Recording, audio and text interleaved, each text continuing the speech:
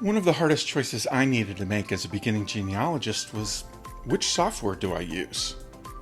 There were so many choices out there and I didn't even know what I was looking for. There was tree builder software, there was record finding software, there was charting software, there's DNA software. Do I do web or do I do desktop? And now, do I do mobile? Well, what if you could take a peek inside the software before you made your choice?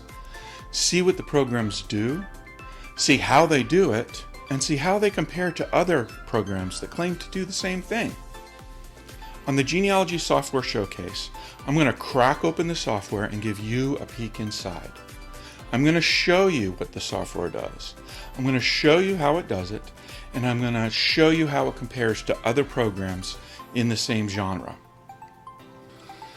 Now, the Genealogy Showcase is just that. It's a showcase. It's not a review. There's not going to be any rating of the software from 1 to 5.